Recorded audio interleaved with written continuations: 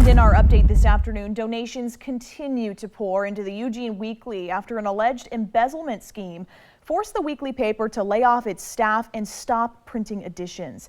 People from all over the state and country have donated a combined $100,000 to keep the paper going. KEZI 9 News reporter Noah Chavez spoke with staff today about what these donations mean to them and the community.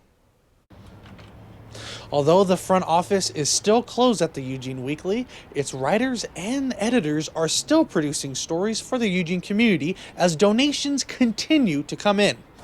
It's actually been just a delightful, sounds silly, but a delightful paper to work for. Camilla Mortensen has been chief editor for the Eugene Weekly for over 15 years. She says in all of her years of experience, she never thought something like this situation could happen. It was this combination of like horror and surreal because we're a very small paper, we're a small staff, we're 10 people. So to discover that someone you worked with is maybe not who you thought they were, and that the paper is suddenly about to go under. The paper laid off its staff and stopped printing editions after learning money was being stolen out of their business for years. I guess kind of worry because this was my first professional newsroom I've ever worked in, and so to see something that's given me so much just kind of having the potential to just go away out of the blue, none of us expected.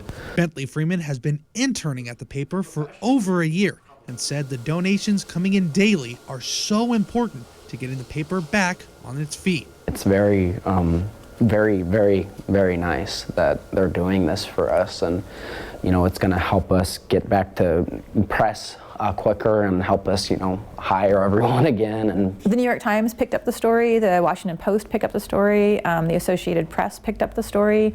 With their weekly papers not being printed and just staying digital, the staff feels their importance to the community cannot be understated. Paper just, it really subsidizes a lot of important issues reporting in town. And some people have connections to Oregon, and some people, they don't. They just don't want to see a community news source disappear. Coming up on KZI 9 News, I'll show you how staff are trying to keep the paper running with the intention to return back to print.